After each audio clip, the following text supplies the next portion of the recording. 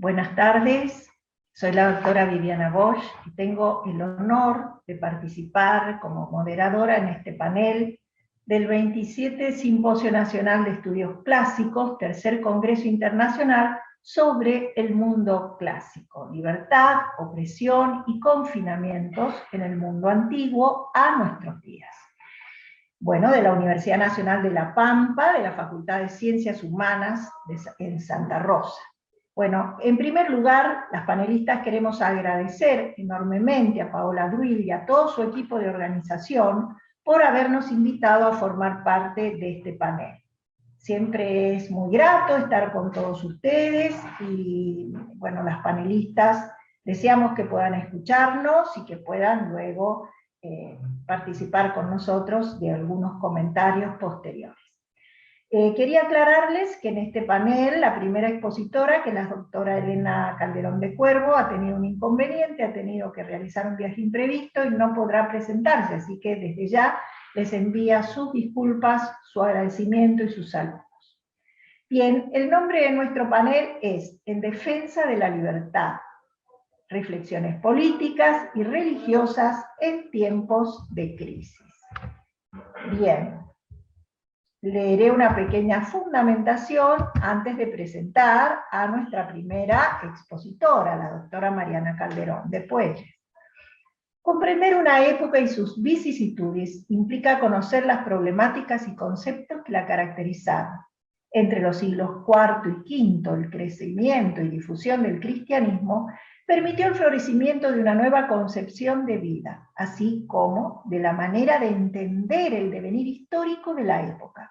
Una manifestación concreta de dichos cambios fue la aparición del monacato cristiano, expresión de una entrega personal y libre a la vida de la fe. Por su parte, los obispos intentaron profundizar la cristianización de la sociedad y los debates pagano-cristianos e intracristianos definieron el período. En nombre de la libertad, el monje se recluyó, el mártir aceptó la muerte, y los intelectuales escribieron reflexiva y emotivamente sobre la época en crisis y sobre el porvenir. Junto al monacato, el obispo romano Dámaso, Jerónimo de Estridón y Agustín de Hipona se convirtieron en modelos de este proceso. Interesa en este panel estudiar sus figuras, así como su decisiva influencia, tanto en la mentalidad como en las circunstancias históricas en que les tocó vivir. Bien, ahora le daremos paso a la doctora Mariana Calderón de Puelles, ya que Elena, como les expliqué anteriormente, no está.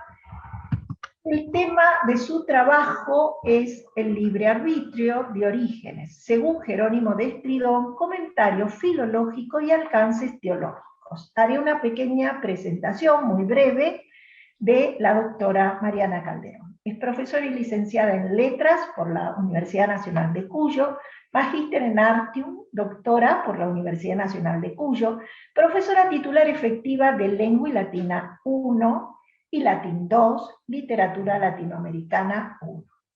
Es codirectora del CETI, Centro de Edición de Textos Hispanoamericanos, miembro fundador de Calima, Cátedra Libre Mundo Antiguo, que pertenece a la Universidad Nacional de Cuyo. Ha publicado numerosos artículos en revistas académicas y es autora de ediciones y libros de crítica literaria. Bueno, con ustedes entonces la doctora Mariana Calderón de Puelles.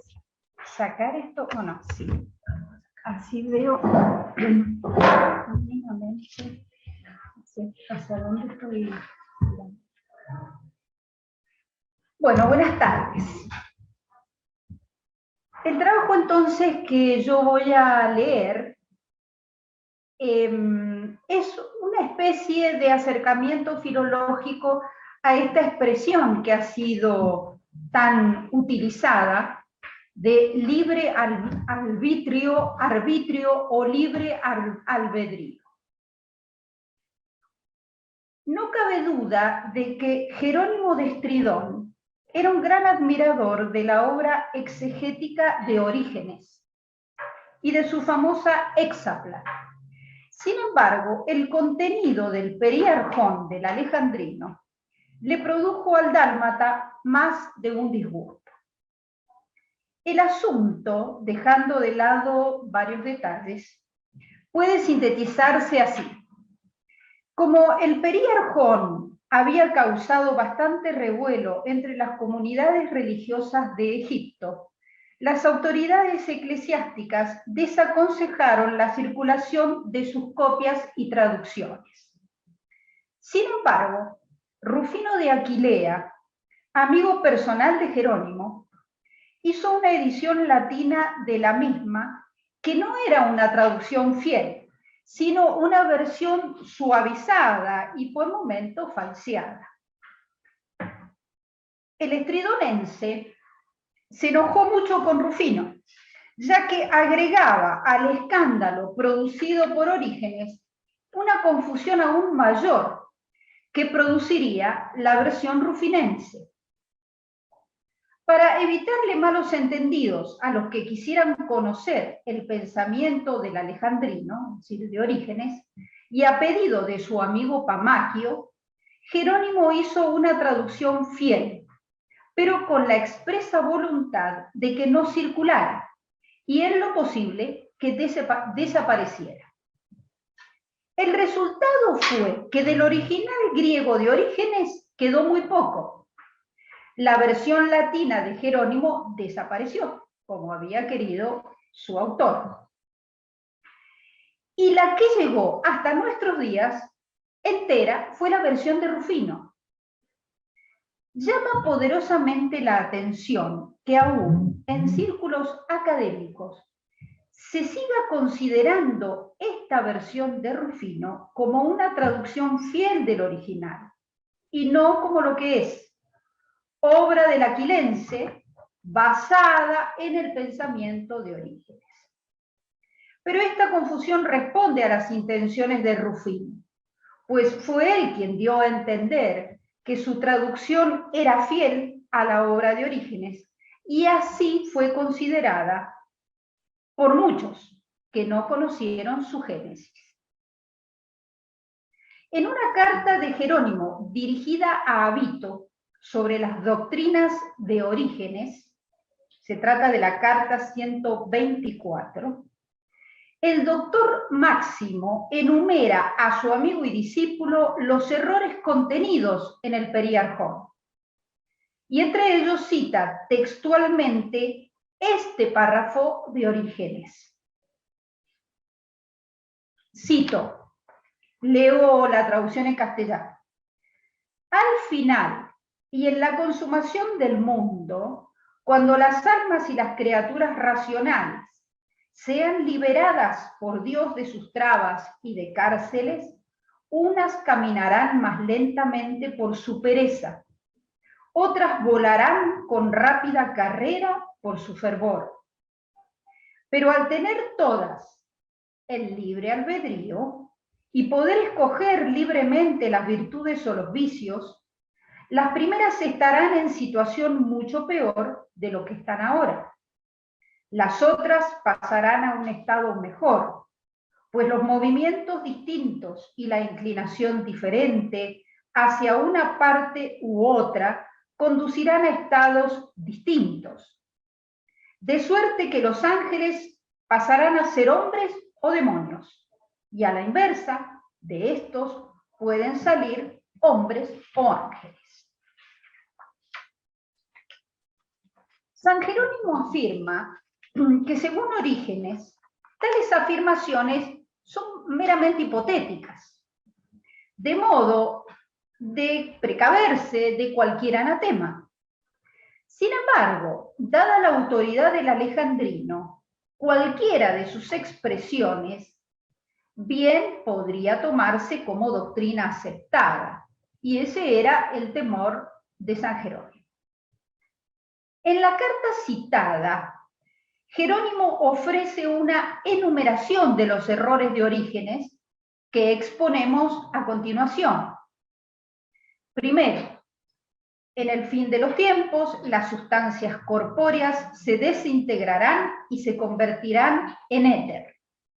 Segundo, los hombres por algún pecado anterior estamos revestidos con cuerpos toscos.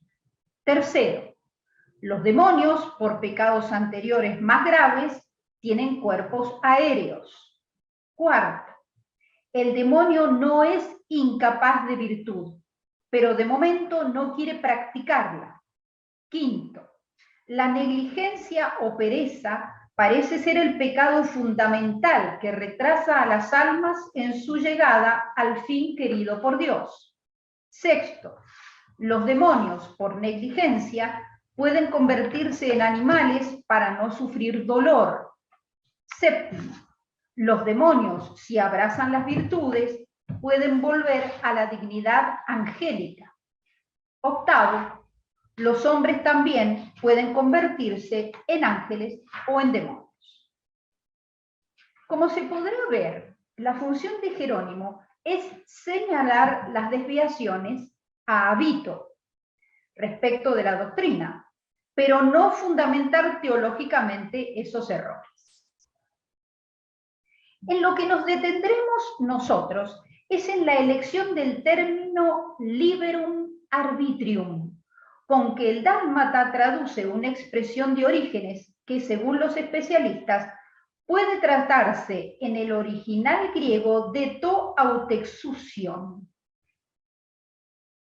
Este término de to autexousion es el que utiliza Leonardo Vicente Pons en su artículo Libre albedrío y libertad en el progreso espiritual según Orígenes, y que ha sido publicado en las actas del Congreso Internacional de Estudios Patrísticos de 2020. En efecto, este término griego, to autexousion, proviene de autexousion, adjetivo que significa libre, independiente, por lo que sustantivado podría traducirse como independencia, libertad de acción. La diferencia semántica con eleutería, según el diccionario Ballí, es que este último término tiene como significado la palabra libertad en sentido amplio, pero desde el punto de vista doctrinario, libre albedrío y libertad suponen cosas dignas de distinguir. En efecto, el libre albedrío es capacidad de opción entre bien y mal. En cambio, la libertad es capacidad de elegir entre bienes. Según el pensamiento de San Agustín, el libre albedrío está puesto en la naturaleza del hombre para que pueda elegir libremente su adhesión a Dios. Pero como su naturaleza está herida por el pecado, su tendencia a la elección del mal solo puede ser subsanada por acción de la gracia. Solo en la vida de la gracia el hombre puede vivir con libertad y elegir, según le dicte su razón, guiada por la misma gracia, entre bienes, pues la elección del mal supone la pérdida de la libertad, aunque no del libre albedrío. Afirma el hiponense que antes del pecado el hombre gozaba de su libertad entera y que después del pecado solo quedó ese libre albedrío que le permite la restitución al estado de gracia. Pero para que el libre albedrío se incline por el bien, necesita gracias actuales, de modo de moverlo hacia la elección correcta.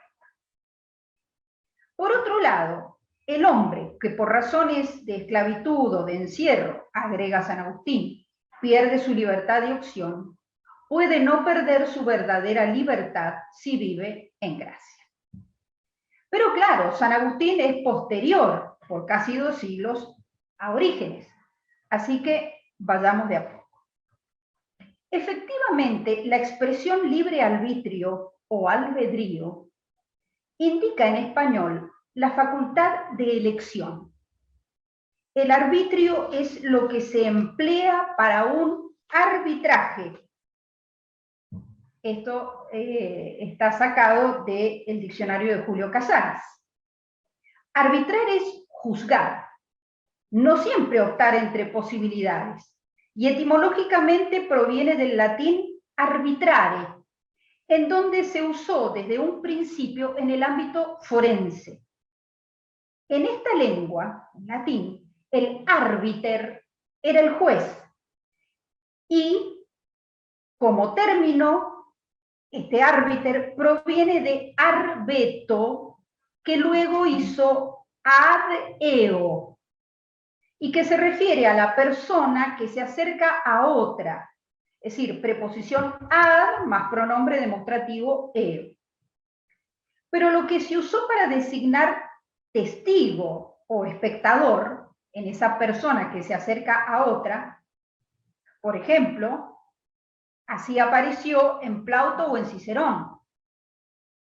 En un segundo momento se usó en la jurisprudencia como testigo, y en un tercer momento como el que dispone o juzga en una contienda como juez. Este es en el lexicón, por ejemplo. Aparece esta definición. El arbitrium, por su parte, es la acción del árbiter, ya sea como presencia, decisión, sentencia, o también como poder o autoridad. El término arbitrio tiene dos aspectos significativos.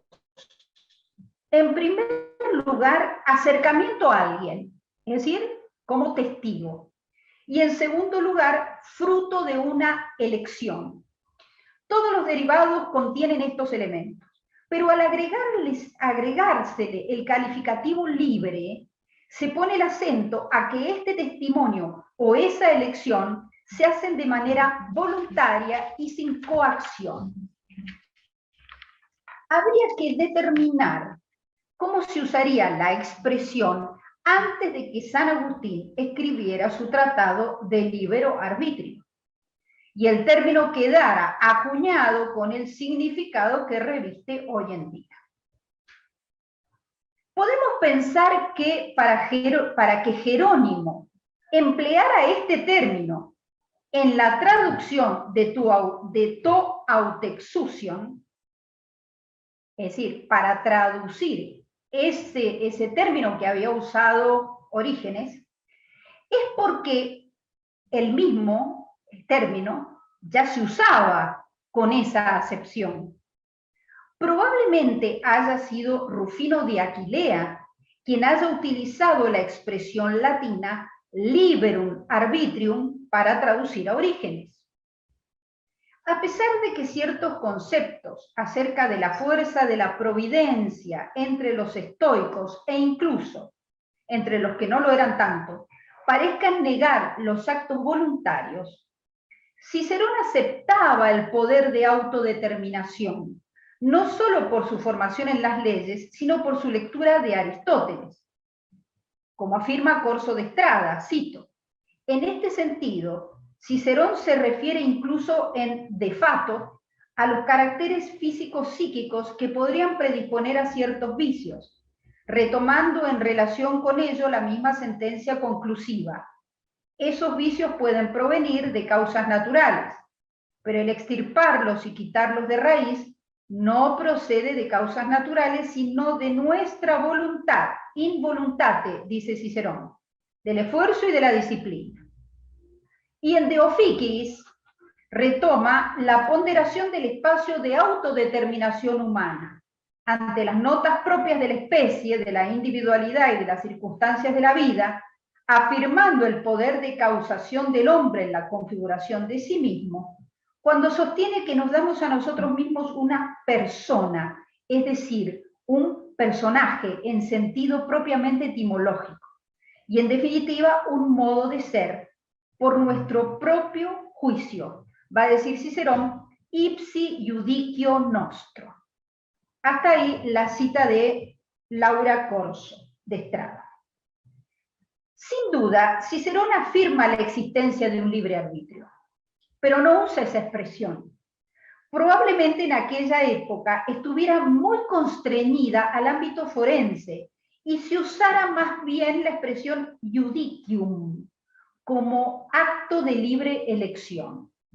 Por otro lado, el maestro de oratoria y de la ley no reparaba demasiado en ese judicium desde el momento en que afirmaba en De Legibus 1.6, cito, lex est ratio summa incita in natura, quae iubet et quae facienda sum prohibetque contraria. Es decir, la ley es la suprema razón asentada en la naturaleza que ordena lo que se debe hacer y prohíbe lo contrario, haciéndose pregonero del dicho romano libertas sub lege. Pareciera entonces que la defensa del liberum arbitrium y por tanto la transferencia de la expresión jurídica a la doctrina cristiana fue un hecho dado en y por el cristianismo. En su apología, que fue un discurso pronunciado ante el Senado en defensa de los cristianos en el año 200, Tertuliano usa el término arbitrium de este modo. Cito a Tertuliano, en castellano. Ayuda esta ley a nuestra causa, que en vosotros la divinidad comience de vuestro albedrío, arbitrio vestro. Si el hombre no gustare, no habrá Dios. El que quiere ser Dios, procure tener propicio a los hombres. Como se puede entender, Tertuliano no está empleando el término en sentido jurídico, sino que usando de la ironía, porque en el fondo se está riendo de alguna manera de los dioses paganos, hace ver a los gentiles que sus divinidades responden a sus libres elecciones y a sus conveniencias. Podría aceptarse que ya se emplea el término en el sentido amplio de opción, muy distinto al concepto de libertad, desde el momento en que utiliza albedrío, todavía sin el calificativo de libre, para hablar de esa libertad, entre comillas, con que los paganos eligen a sus dioses. Claro, Tertuliano lo tenemos entre el siglo II y comienzos del III.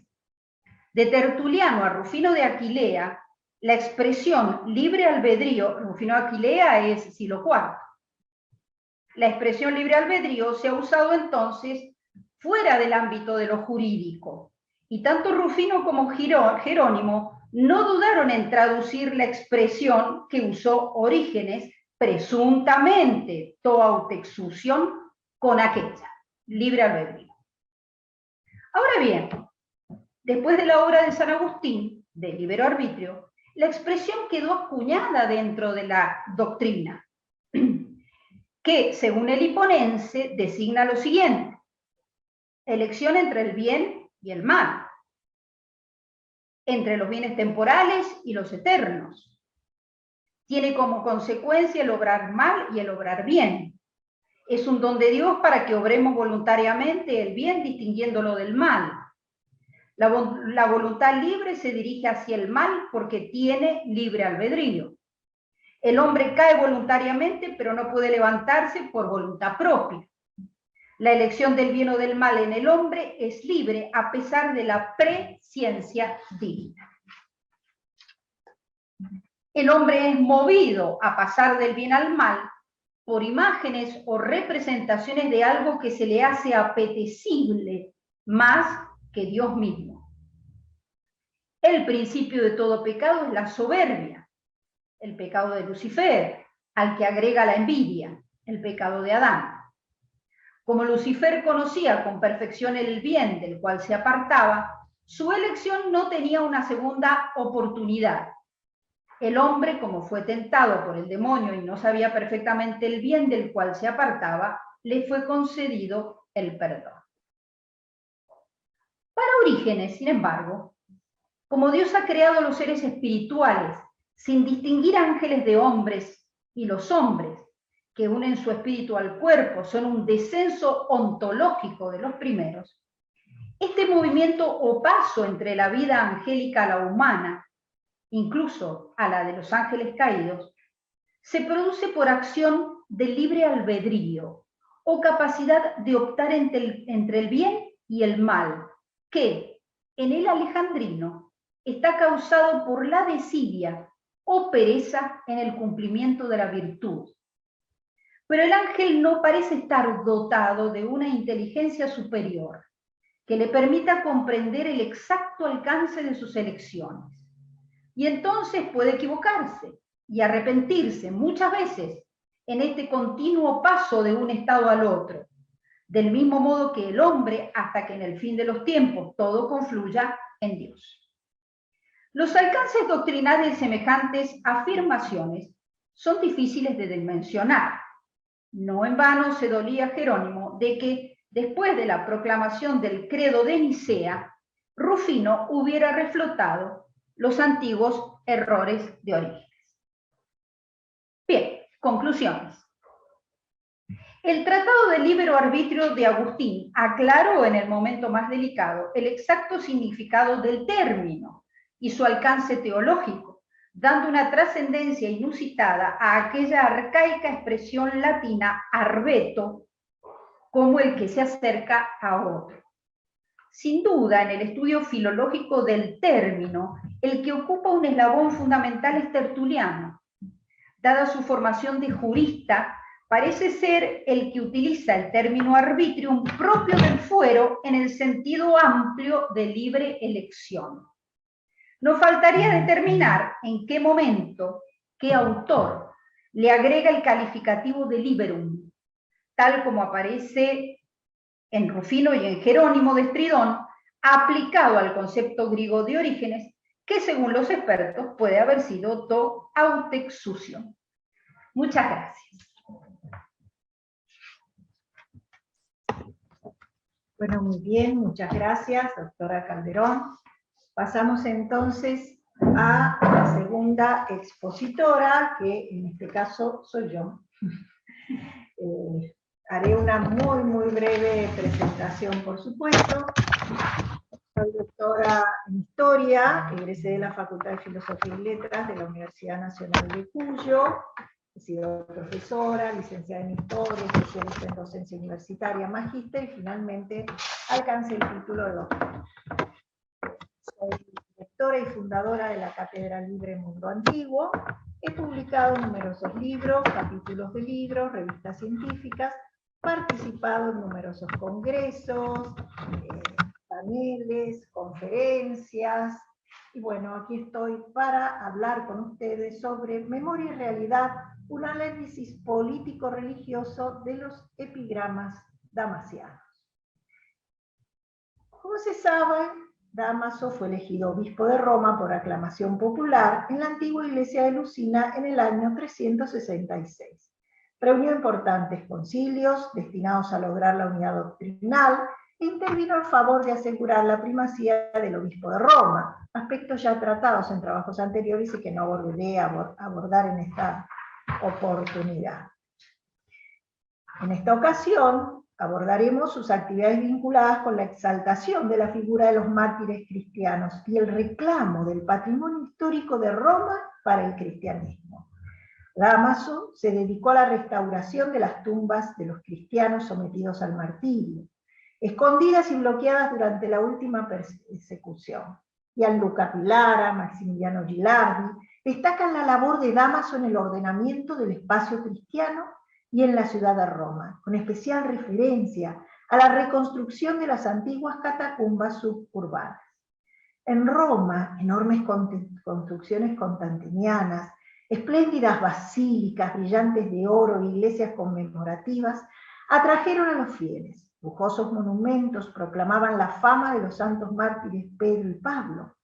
Dámaso buscó poner el sello de la iglesia en estas áreas, ya pasadas las persecuciones, marcando dichas catacumbas con sus epigramas y reenfocando la atención en comunidades y líderes cristianos, como podemos ver en el siguiente epigrama. Voy a compartir pantalla, espero que se vea. Y comenzamos a leer el primero de ellos. Este epigrama está dedicado a la hermana de Dámaso, una joven, Irene, que murió sumamente joven. Lo leo directamente, leo la traducción. En este túmulo descansan ahora los restos consagrados a Dios. Aquí la hermana de Dámaso, cuyo nombre, si lo pides, es Irene, había prometido hacerse para Cristo mientras tuviera vida, para que el mismo santo pudor de virgen probara su mérito. Todavía no había alcanzado a repetir por 2 veces los 10 inviernos y ya aventajaba su edad con notorias costumbres. Y por todo propósito, la mente de la niña solo buscaba la piedad venerable, dando con sus mejores años magníficos frutos. Seguimos en la lectura de este epigrama. A ti, venerada hermana, el entonces testigo de nuestro amor, se refiere a Dios, te me había dado como honesta garantía, cuando yo me fugué del mundo. Sin embargo, cuando te raptó para ti, llevándote a los reinos celestiales, no temía la muerte, pues por ella te dirigías libre hacia los cielos. Pero confieso, me dolió perder una parte de mi propia vida. Ahora que viene nuestro Dios, acuérdate de mí, Virgen, para que tu lumbrera me preste luz en mi camino hacia el Señor. Yo creo que es un hermoso epigrama el que acabamos de leer. Bueno, también es muy importante leer, analizar el epigrama que leeremos a continuación, porque se refiere a Pedro y a Pablo. Ustedes saben que podemos recordar bien la labor de Dámaso con respecto a la defensa del primado petrino, es decir, que estas alusiones a Pedro y a Pablo se repiten en sus epigramas y son muy importantes y las podemos ver en estrecha relación, si se quiere, con sus propósitos.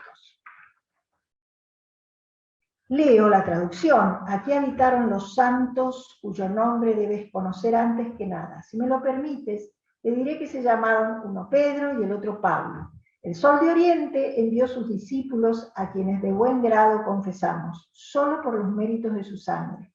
Siguieron a Cristo a través de las estrellas, buscando los palacios celestes y el reino de los justos. Roma mereció defender a sus gentes. Con estas palabras, Dámaso os restituye vuestra alabanza y las envía a los cielos.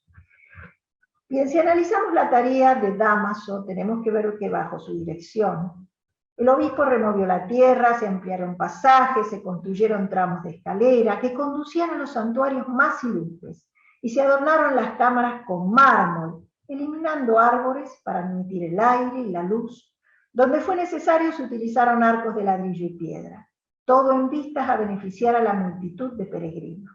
Dámaso fue el arquitecto del culto a los mártires. Los epigramas, inscripciones en hexámetros, firmados por Dámaso y ejecutados por Furio Dionisio Filócalo, constituyen una fuente de primer orden para conocer la labor del obispo, rescatando y ennobleciendo la figura de los mártires, tal como se lee en el epigrama dedicado presumiblemente a Sixto II y a los cristianos muertos durante la persecución de Valeriano.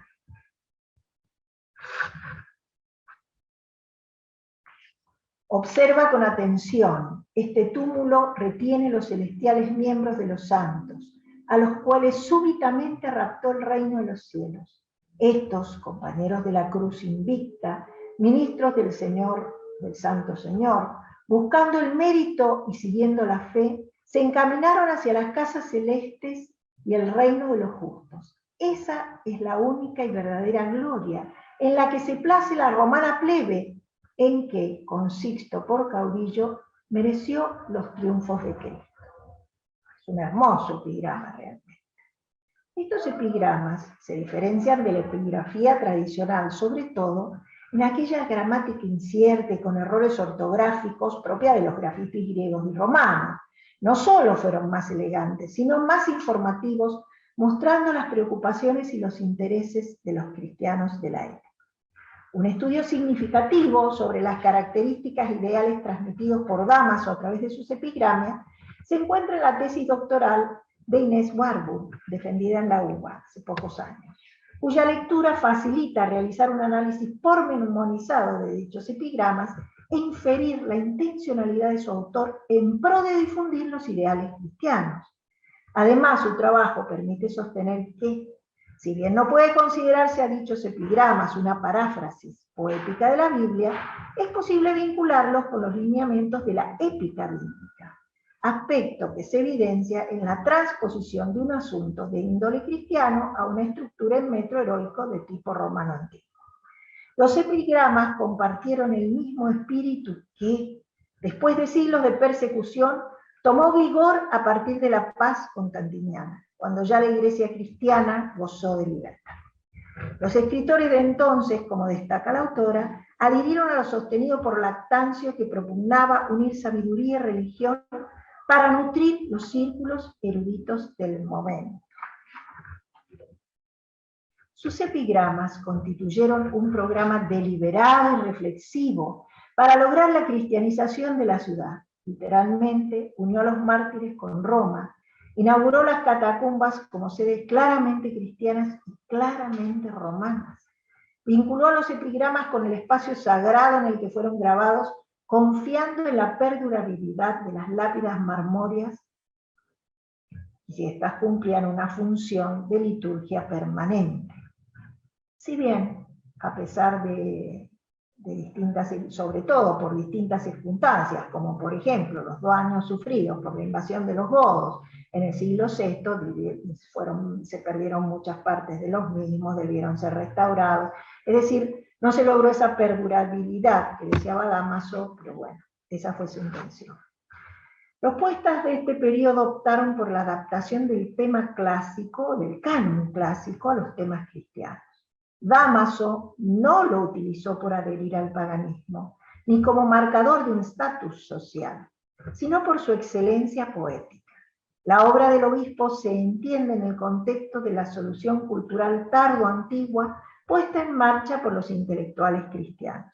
El obispo adoptó el áurea de eternidad derivada de la poesía clásica para explicar la gloria eterna de los mártires.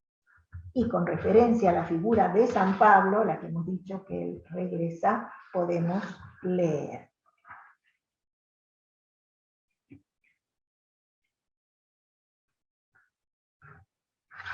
Perdón, me parece que... Bueno. Damos 6, 7. A ver.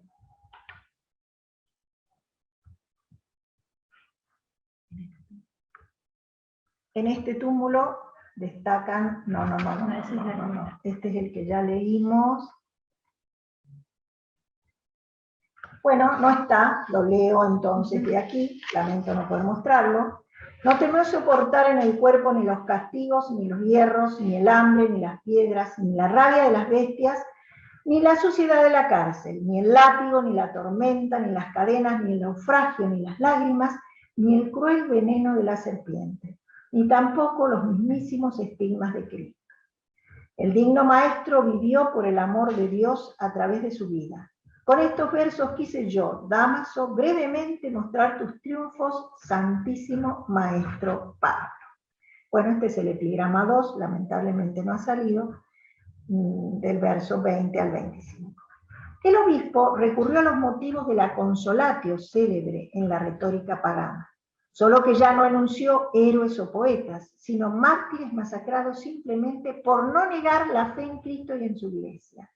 La consolatio no quedaba simplemente en la mirada de los que sobrevivieron, sino en la gloria que el mártir alcanzaba con su muerte a tal punto que la figura reemplazaba al héroe, como lo demuestra una inscripción dedicada a conmemorar la pasión del subdiácono Eutiquio.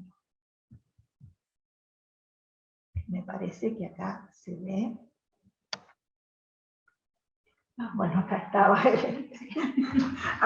el anterior. Eutiquio, mártir a través de las órdenes crueles del tirano, por caminos plagados de tormentos, acá lo estamos viendo en latín, pasar en castellano, en español. y de crueles deseos de dañina superioridad, mostró cuanto pudo la gloria de Cristo. A la inmundicia de la cárcel le siguieron las penas del cuerpo, pues prepararon fragmentos de vasijas para que no pudiera entregarse al sueño. Por 2 veces atravesó días de debilidad en los que le negaron los alimentos. Finalmente fue enviado al abismo, donde el santo lavó todas las heridas de sangre y de muerte que le había infringido la terrible potestad. Por la noche, los soporíferos insomnios turbaron su mente. La caverna exhibió los miembros del inocente. La juventud se rebusca, se cuida, calienta, todo lo suple. Dámaso os ha narrado cuál fue su mérito. Venid a venerar su sepulcro. En las pietas de las familias romanas injertó los ideales de la familia cristiana, que incluía no solo a parientes biológicos, sino también a aquellos parientes en la fe. En los epigramas, los mártires cristianos aparecen como sucesores de los héroes bíblicos. De esta forma, Dámaso abrió las puertas a un género latino cristiano, donde el mártir asume los rasgos de estos. No presentó sus escritos como una cuestión de lucha contra el paganismo, trascendió esta polémica. Buscó afirmar los ideales cristianos y su significación en la Roma de su tiempo. En sus epigramas mostró cómo los mártires compartieron la victoria de Jesús ante la muerte. El martirio fue una elección radical entre este mundo y el venidero, y los mártires se expresaron sin ambigüedades a cuál querían pertenecer, y fueron promovidos como patronos de aquellas ciudades en las cuales murieron. Sus tumbas fueron concebidas como punto de encuentro entre la tierra y el cielo. Se pensaba en el mártir como un mediador entre la comunidad urbana y Dios. Por otra parte, los concilios epigramas damasianos, con su vigor, impactaron no solo en las élites, sino también en los sectores populares. Es interesante destacar que los fieles, impresionados por el contenido de estos epigramas, se apropiaron de los mismos para sus propios epitafios, colocados a menudo en las cercanías de las tumbas de los mártires. Por ejemplo, en las cercanías del cementerio de Dámaso y su familia. Una difunta de nombre Julia reformuló en su epigrama aquel que el obispo había compuesto para su hermana Irene. Esta costumbre no solo se dio entre los miembros de la aristocracia y alto clero, sino también entre los grupos más sencillos. A esta categoría pertenece el epitafio del diácono Redentus, hallado en el cementerio de Calixto. También se observa que se imitó un epitafio dedicado a uno de los 7 hijos de Felicitas, sepultado en la catacumba de Via Salaria. Igualmente, estas referencias se encontraron en otras ciudades, por ejemplo en Bolsena, en Polentino, en Spoleto, en Viena, en Milán. Ninguna forma poética favorece en tal medida el juego de ideas, la concentración de sentido, la nota sorprendente como el epigrama. En su origen se trató siempre de una inscripción fúnebre o votiva, y por eso se relaciona con la consolatio a la que hicimos referencia recién. Es un tema o molde retórico sobre el cual existen muchas variaciones, y ello se explica tal vez por la especial importancia y el extraordinario cultivo que tuvo a partir del siglo V. Luego de un siglo y medio de la muerte del obispo, el Liber Pontificalis, destacó su labor pastoral en favor del culto a los mártires y el diálogo de muchos cuerpos de santos, y el hallazgo, de muchos cuerpos de santos, a los cuales celebró con sus poemas. Como sostiene Warburg, con las inscripciones firmadas por Dámaso, el culto a los mártires recibió la marca oficial de culto público, a la vez que el santuario local alcanzó el rango de meta de peregrinaje. La autora también destaca la importancia de la monumentalización en dichas tumbas cristianas, ya que tal tarea implicaba realizar una distinción entre el mártir y el común de los fieles, un privilegio, identificación, que fomentaba su culto ligado al sepulcro y al día del aniversario de su martirio. Los sepulcros indicaban la eterna morada de aquellos que por sus hazañas se ubicaban en el horizonte de la perfección cristiana. La victoria de los mártires era una exaltación de la gloria de Cristo. A partir de los epigramas damasianos se multiplicaron en el calendario cristiano las fiestas conmemorativas a mártires y santos. Desde el punto de vista de su valor histórico, los epigramas representan un auténtico esfuerzo por potenciar la devoción popular. La información contenida en ellos se presenta de esta forma, como demuestra su interés por mencionar fuentes, aunque se trate de hechos popularmente conocidos. Si la información era escasa, se limitaba a realizar un breve comentario del ocupante del sepulcro. Dámaso buscó inmortalizar la figura de los mártires con una finalidad claramente pastoral, imbricada en las circunstancias históricas de su presente. Como afirma Marién Seguí, los mártires representaron la unidad de la Iglesia y Dámaso confió en la comunión de los santos para restablecer la concordia dentro de la Iglesia romana. Se refería al pasado para traer la paz al presente. En contraste con los métodos violentos que le atribuían sus oponentes, recordemos el conflicto con Ursino, la lucha que se desató en la misma Roma por la sede episcopal. Esos son datos importantes a tener en cuenta. El obispo transmitió un mensaje notablemente pacífico de sus inscripciones. Como ejemplo puede citarse el epigrama 18 de Eusebio, en el cual se destaca que el obispo Eusebio había muerto en el exilio durante la persecución de Diocleciano y fue enterrado en la cripta de los papas en la catacumba de Calixto. Aquí Dámaso construyó un mausoleo subterráneo, lo decoró con mármol y elogió a su predecesor por haber perdonado a los que habían condenado y explicaba que el obispo había mantenido intacta la comunión pacífica. Con mucho gusto sufrió el exilio por la decisión del Señor. Casi todas las catacumbas presentan vestigios de sus trabajos. Los descubrimientos modernos están continuamente sacando a la luz fragmentos de las inscripciones que compuso en honor a ellos, grabadas en losas marmóreas. Al hacerlo, Dámaso se esforzó por demostrar que los cristianos no solo podían ser considerados verdaderos romanos, sino aún mejores. La ciudadanía romana ya no debía esperar para lograrse. Era solo necesario un instante, la muerte en el martirio. Puede citarse un epigrama dedicado a Saturnino de Cartago, quien recibió el martirio convirtiéndose en ciudadano de la Roma cristiana. Aquí lo tenemos. Ciudadano de Cristo ahora cuanto antes fuera de Cartago, en el tiempo en que la espada mutiló las pías entrañas de la madre. Con esa sangre mudó de patria, de nombre y de raza, el linaje de los santos lo hizo ciudadano de Roma. Admirable fe enseñó más después de su partida.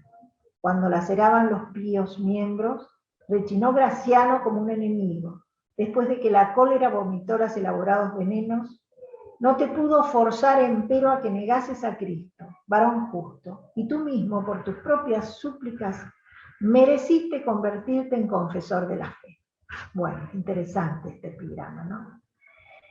Es interesante en este momento leer el aporte de Thomas McIntyre, quien indaga acerca de los propósitos perseguidos por el obispo desde su cargo, la noción que tuvo sobre la repercusión de sus obras y la proyección de sus ideas. Se coincide con él en considerar que Dámaso intentó congraciarse con la aristocracia romana tradicional. Eso yo lo traté en otro artículo publicado, que es Dámaso y los paganos de Roma, así que por supuesto no haré mención de lo mismo, pero yo quiero decir que un análisis más detallado de lo acontecido permite sostener que llevó adelante un doble juego, que consistió en evitar enfrentamientos directos y tomar decisiones puntuales contra el paganismo y su influencia social. Los remito a ese trabajo. A través de su actuación, mientras ocupó el episcopado, Dámaso evidenció una idea clara acerca del futuro esperable para la ciudad que comenzaba a regirse por los principios cristianos, enmarcados en la figura de los mártires. Como sostiene John Curran, los epigramas damasianos como documentos ilustran la visión de Dámaso de la Roma cristiana y en ese sentido son invaluables. La conmemoración de la figura de los mártires en las catacumbas no solo significó la conquista del espacio cívico, sino del tiempo histórico, por medio de la evocación y la inmortalización de sus hazañas. Su visión de la historia no se limitaba a lo inmanente, pues se proyectaba al ámbito trascendente. Este aspecto, además de la defensa del patrimonio, del primado tetrino y la búsqueda de la unidad doctrinal, evidencia la reconfiguración del sentido que otorgaba Dámaso a la historia como vehículo de transmisión particular con la finalidad de lograr la anhelada cristianización de la cultura. En la cripta de los papas y la catacumba de San Calixto, Dámaso hizo en vida grabar el siguiente epitafio: aquí yo, Dámaso, desearía fueran enterrados mis restos, pero temo turbar las piadosas cenizas de los mártires.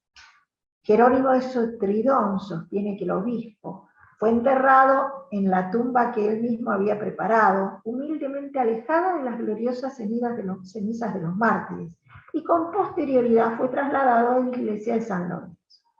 En la colecta de la liturgia de la misa propia de San Dámaso se lee: concédenos la gracia, Señor, de glorificarte siempre por los triunfos de tus mártires, a quienes profesó devoción entrañable San Dámaso I. No solo a los mártires dedicó su extenso conjunto de epigramas, sino también a los patriarcas y figuras ilustres del Antiguo y Nuevo Testamento. En la Biblioteca Española de Josep Rodríguez de Castro, en el tomo dedicado al siglo IV, se lee: los epigramas cuarto y quinto de Dámaso tienen el título de Nomine Jesu, que compone cada uno 5 versos y que son acrósticos y teléuticos. Esto es, empiezan y acaban cada verso con una de las letras que componen el dulce nombre de Jesús. El modo de aquellos versos griegos de la Sibila Eritrea en la oración al emperador Constantino, a la congregación de los santos, que produce Eusebio después de la vida de este emperador y se leen traducidos en latín por Agustín en De Civitate Dei. Esto es solo un ejemplo de la enorme repercusión que el molde de los epigramas damasianos tuvo en la época y durante parte de la Edad Media. Como conclusión, y conforme a lo sostenido a lo largo de este estudio, Dámaso, si bien no realizó un tratado histórico a modo clásico, cumplió una profunda actividad pastoral como obispo en la revisión historiográfica del martiriologio. No solo buscó con sus epigramas reconstruir el pasado histórico de la Iglesia, sino vincular y proyectar las ideas cristianas al futuro de Roma y sus habitantes. A su labor se atribuyó no solo el Liber Pontificale, sino incluso el catálogo episcopal y martirial del año 354. La reconstrucción de las tumbas de los mártires y la exaltación de sus hazañas permitió perpetuar los arquetipos a imitar por quienes las contemplaran y estuvieran en busca de la perfección cristiana. Su visión de la historia no se limitaba a lo inmanente, se proyectaba a lo trascendente. Este aspecto, unido a la defensa del primado tetrino y a la búsqueda de la unidad doctrinal, evidencia en el sentido que otorgaba a la historia como vehículo de transmisión pastoral, con la finalidad de lograr, por un lado, la unidad y la paz definitiva para la Iglesia, y por otro, plantear una nueva interpretación del futuro de Roma, unido a la cristianización de la cultura. Inició la idea del triunfo definitivo y trascendente de una Roma espiritual. Bueno, muchas gracias. He terminado con esta exposición. Voy entonces a proceder a dejar de compartir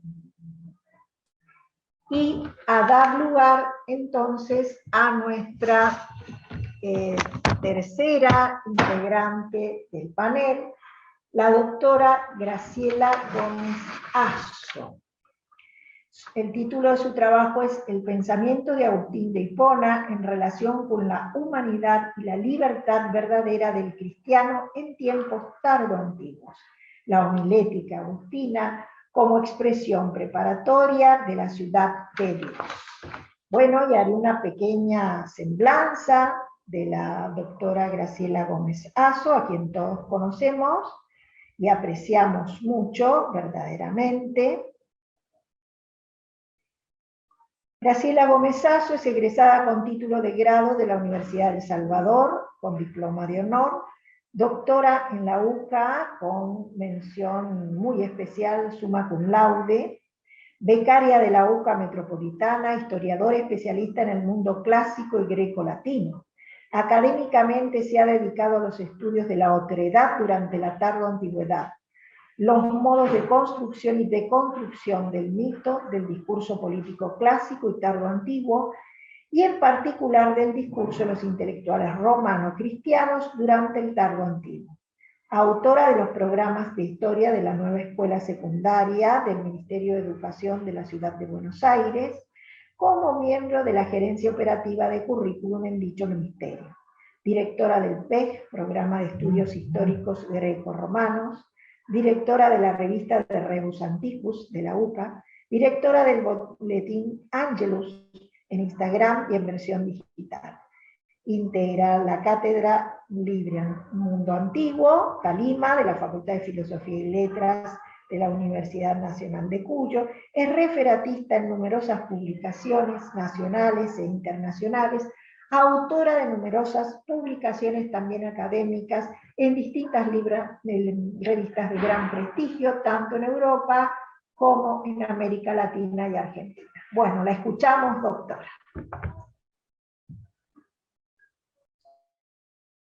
Vamos, ahora sí, ahora sí me puedo comunicar. Bueno, en principio voy a compartir, siempre me gusta y quiero hacer carne, digamos, de aquellos que me van a escuchar. El hecho de, es muy difícil cuando alguien habla, ir siguiendo lo que está diciendo, entonces suelo, no sé si por generosidad o por practicidad, ponerle trabajo, realmente es esto, ¿no? Bueno, agradezco la temática. Sé que ahí detrás está Paola y la veo también a Marta Leso, y como Marta ha sido una referente mía en mis lecturas, y Paola es realmente muy admirada por mí, a ver, no puedo más que darles un saludo más que cordial y agradecerles por esta instancia, ¿no? Y sobre todo a ustedes dos, pero también a quien me convocó directamente, que fue mi amiga la doctora Viviana Bosch, ¿no? Y eso es un poco empezar del mejor modo, ¿no? Civilizatoriamente, bueno, civilizadamente. Así que bueno, voy a lo mío, voy directamente al trabajo. Me está gustando últimamente, y espero que me entiendan, usar lo que usaban los viejos maestros, ¿no? Que es iniciar los trabajos con una sentencia, es decir, con una referencia de una fuente histórica que nos permita entender hacia dónde va mi pensamiento en función de lo leído. Es una hermosa, es una parte del prefatio de Civitate Dei, de la gran obra de Agustín de Hipona, y ahora voy a explicar algo sobre esto de Agustín de Hipona y por qué lo nombro de este modo, ¿no?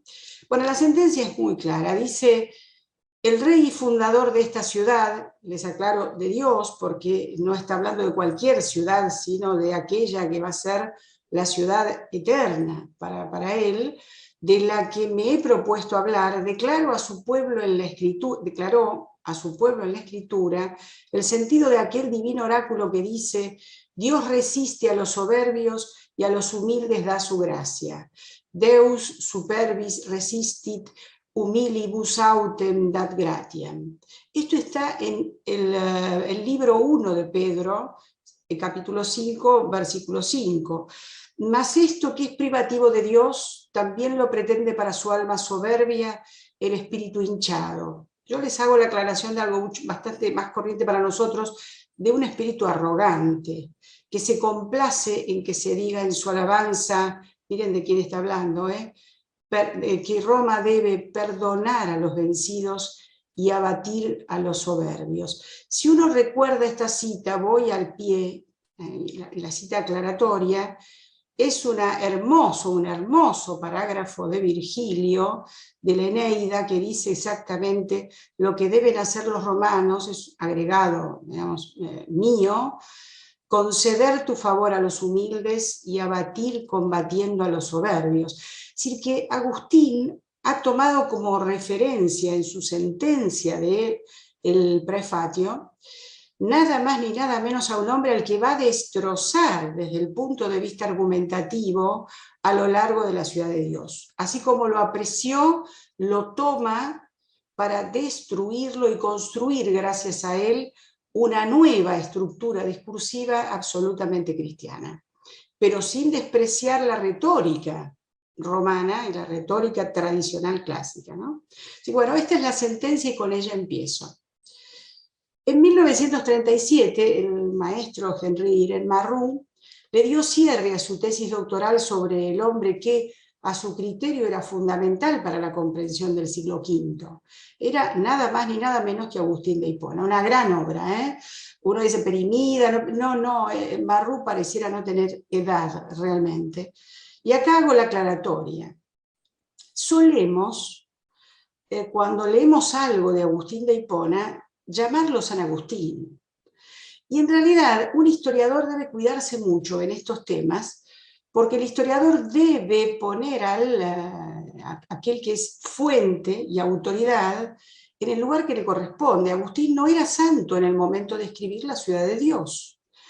Fue santificado en 1285 por Bonifacio VIII Papa, junto con Ambrosio de Milán, con Gregorio Magno, junto con Jerónimo de Estridón, y bueno, vaya entonces una aclaratoria. Yo no voy a hablar de San Agustín, sino de el hombre que escribió esta gran obra que fue Civitate Dei, ¿no? Sigo con Marrou, él había sido testigo, habla de Agustín, de las tensiones entre paganos, cristianos, herejes, y vaya que lo fue, y de la migración lenta y definitoria del barbaricum que culminó con la ocupación de los territorios sacralizados en tiempos de la fundación de Roma. Fue testigo de los apetitos de poder, del vano orgullo de una élite que disfrutaba de sus lujos, pero que no gestionaba las soluciones necesarias ante la crisis terminal del imperio, y por supuesto, vio y se interesó en la vida de los marginales, de los sin voz y sin reparos para sus necesidades. Vio y se conmovió con las necesidades de los hambreados. En resumidas cuentas, tuvo clara noción de que ese mundo se moría. A este fenómeno Marrou lo llama le fin du monde antique, el fin del mundo antiguo. En ese mundo antiguo fueron muchos los autores de ascendiente pagano que se refirieron a la época. Amiano Marcelino, entre tantos, en su obra Historias, escrita a fines del siglo IV, se supone que entre 391 y 395, estoy hablando de la era cristiana, por cierto, nos dejó un interesante pasaje descriptivo de la Pax Deorum, antiguo pacto que le daba a los dioses romanos una participación en la eficacia expansiva que tanto el ejército romano como la élite senatorial lograron durante el siglo republicano. Cito textual: en el momento en que, bajo los primeros auspicios, vio la luz Roma, destinada a existir mientras existan los hombres, qué referencia, destinada a existir mientras existan los hombres, para que se viera engrandecida con la ayuda divina, se hizo un pacto de alianza eterna entre virtus y fortuna. Amiano deja entre líneas una idea fuerza a atender.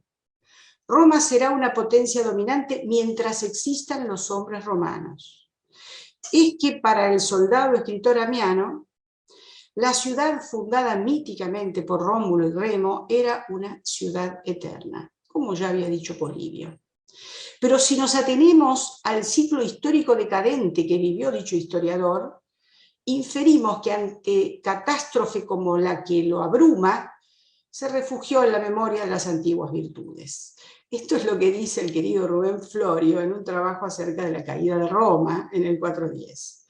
Unos años más tarde, Claudio Rutilio Lamasiano, intelectual pagano del siglo V, en su obra El Retorno o De Reddito Suo, escrita entre los años 415 y 417, bueno, aquí agradezco un hermoso trabajo de la querida Viviana Boch, de Boldrini, que bueno, escribió y publicó en nuestra revista de Rebus Antiquis, pero bueno, tuvo muchos trabajos sobre Rutilio, este es uno de ellos.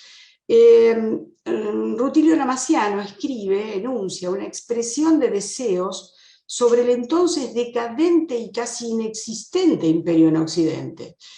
Cito textual: levanta los laureles que coronan tu cabellera y rejuvenece la vejez que agobia tu sacra cabeza, Roma, transformándola en un verde follaje. Acá lo que vemos es una expresión retórica muy elevada, pero siempre mirando a una Roma que fue. Levanta la cabeza, vuelve a eso, vuelve atrás, vuelve al pasado y recupéralo, renuévalo, sería esto. Esa vejez, esa aguda etapa decadente se centró en un hecho nodal, la caída de Roma el 24 de agosto del 410 en manos de ese Rex Gotorum visigótico, Alarico, o Alaric, el rey Hala. Rutilio Namassiano la sufrió como todos los habitantes del alicaído imperio. Durante 3 días, el Monte Palatino y el Capitolino, que era sede del Senado, ardieron bajo fuego bárbaro. Era el fin de una era. Los signos y realidades eran contundentes. Ante el hecho consumado, Agustín de Hipona, a días de la caída, dijo en consonancia con Rutilio, cito: el mundo perece, el mundo envejece, el mundo se viene abajo y respira con dificultad a causa de su vejez. Es el hermoso Sermón 81, parágrafo 8, capítulo 8 en realidad.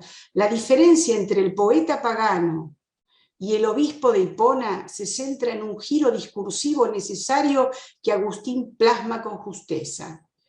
Él postula una solución para el futuro de los habitantes de Roma. Rutilio no.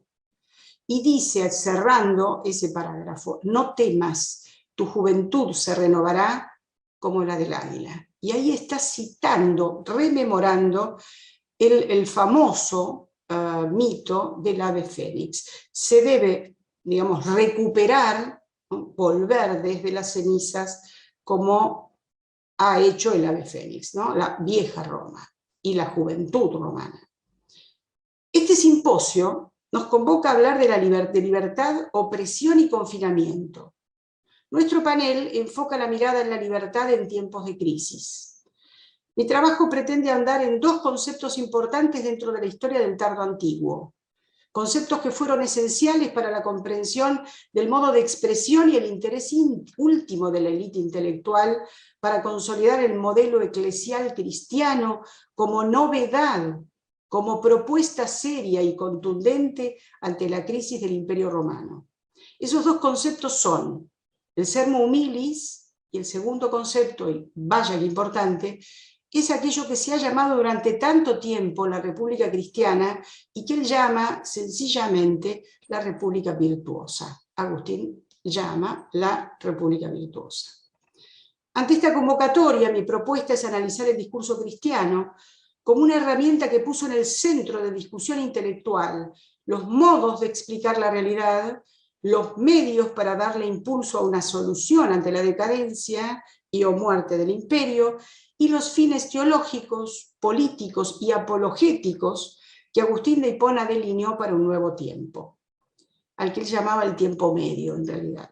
Un tiempo en el que la cultura romano-pagana fue revisitada, fue reinterpretada para, sin matarla, resignificarla a partir de un discurso y una moral nueva de ascendiente cristiano. El nuevo modo de expresarse ante la comunidad romana dejó la violencia y la estridencia discursiva anterior y se centró en la mansedumbre de los que hablan con humildad ante los soberbios. Tal como indicamos en nuestra sentencia, ¿pudo el sermo humilis ser una herramienta nueva, efectiva y efectista en tiempos del fin del paganismo y del mundo antiguo? Y la república cristiana o república virtuosa, ¿pudo haber sido la modalidad cristiana de superación de la crisis del imperio y una renovación sólida y eficaz ante el fin de una era? Bueno, vayamos al trabajo. El sermo humilis es un término que empezó a usar hace ya algunos años, 1950, un interesante filólogo que fue Auerbach, Hicieron otros, por supuesto, pero él fue el iniciador de la interpretación de este Sermo Humilis y el que lo caratuló. En primer lugar, los cristianos fueron perseguidos y martirizados por no rendir culto al emperador y por no aceptar la religión que el corpus institucional había delineado en tiempos de Augusto. Trajano deja por escrito la sentencia a otorgar a todo cristiano que altere el orden público. Será delito ser cristiano, pleno siglo II. En el siglo II se tornará apologético el cristianismo, y tras las persecuciones y las intemperancias de los gentiles hacia los cristianos, la muerte de los cristianos fue, como dice Tertuliano, semilla de nuevos cristianos. Hay una obra muy interesante que es el Apologeticum, también llamado Apología contra los gentiles en defensa de los cristianos. En el siglo IV llegarán el edicto de Milán primero y el edicto de Tesalónica después, y si uno le da la libertad al cristianismo, el otro hace del cristianismo la religión del imperio. Por lo cual ya estamos ahí, ¿no?, en la consolidación del cristianismo con dos emperadores como Constantino, que es bautizado cristiano en su lecho de muerte, y Teodosio, que nace cristiano, Teodosio I. El cristianismo del siglo V se tornará interpretativo, teológico y sobre todo utilizará una mansedumbre discursiva que impactó tanto como la sangre derramada en los siglos anteriores. Veamos una hermosa sentencia introductoria de nuestro autor, es decir, Agustín también la tuvo. Non liberaretur humanum genus, nisi sermo Dei dignaretur esse humanus. No alcanzaría la liberación el género humano si la palabra de Dios no se hubiese dignado ser humana. Este es el sermón 174.1 de Agustín. Para Loza Baltasar, un interesantísimo autor mexicano, el corpus intelectual de Agustín es un problema para el pensamiento, comparto plenamente, porque frente al vuelo literario de sus contemporáneos, su obra es realista, contundente, humana, material. Su obra es una instancia diferente del pensar. Su corpus intelectual aborda el perfil literario pleno y el género de la literatura filosófico-teológica y doctrinal. Es real y doctrinal y espiritual a la vez. Muy interesante todo lo escrito, más de 40 y tantas obras. Como obispo con poder en un momento clave del declive de las tradicionales estructuras del poder imperial, se permitió dirimir disputas históricas y conceptuales. De todos los que fueron hechos doctores de la Iglesia, por Bonifacio VIII, sin duda que Agustín estaba en primer lugar. Por eso consideramos que su obra ha sido un hito dentro de la historia del pensamiento occidental. En el tardo antiguo, el discurso cristiano se mostró diferente a los otros. Averil Cameron dijo que si hubo una época en la cual se podía comprender la realidad por los textos, era la del cristianismo primitivo. Cito: entre los cristianos de las primeras comunidades, el discurso modificó la forma de vida de la gente. En apoyo de Cameron, pero un poco más allá, yendo un poco más allá, consideramos que los autores cristianos han dado pruebas de recrear la realidad bajo los mismos valores que tenía la población para la que escribían o daban sermones. Punto a punto, de igual a igual, no hablaban un lenguaje que el hombre común no hablara. Por eso hablamos de la humilitas, justamente como eje central. Ya decía Rousseau en el Emilio, cito: la educación a través de los textos cristianos vino a transmitir una serie de valores que modificaron la organización social y cultural de los cristianos dentro de su comunidad. Estos, una vez insertos en el imperio, trasladaron a la acción y práctica social los valores que recibían en sus comunidades cristianas. A través de un discurso sencillo que todos entendían, el cristianismo aportó nuevas categorías y formas de pensar que transformaron a las audiencias.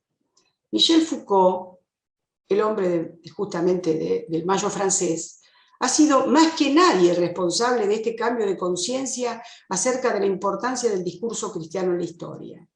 En su escrito La ética del cuidado de uno mismo como práctica de libertad, reflexionó sobre la cuestión de cómo el cristianismo fue capaz de desarrollar lo que podemos llamar en sus términos un discurso totalizador. un discurso impactante porque abrevaba en la visión ecuménica de los romanos frente a los otros. No de juzgar, de integrar, muchas veces por violencia, pero integrar y hacerlos parte de la cultura romana, aunque en otras condiciones desde el punto de vista de la ciudadanía. Lo que había cambiado era el modo, la temática del discurso, no el objetivo final. Por eso Foucault dice, y es ahí donde el cristianismo, al introducir la salvación como salvación más allá de la vida, va de alguna manera a desequilibrar o en todo caso a trastornar toda esta temática del cuidado de sí. Aunque debo recordar que la condición para realizar su salvación será precisamente la renuncia. Los cristianos esperan con la muerte la salvación de la muerte. Si Foucault hubiera, si yo hubiera pensado hace algunos años que Foucault, hace muchos años, que Foucault era un gran intérprete de Agustín de Hipona, no sé si alguien me hubiera creído o yo hubiera creído lo que estaba leyendo, pero sí lo fue un lector, porque esto es exactamente el gran tema de la ciudad de Dios, el tema de la salvación del alma, y vamos a ver justamente un poco más adelante que esto es cierto. En ese contexto, Agustín pone todo el potencial del uso de la palabra a la prédica de la verdad de Cristo. Esta es una propuesta filosófico-teológica que se expresa de otro modo, con otra estética.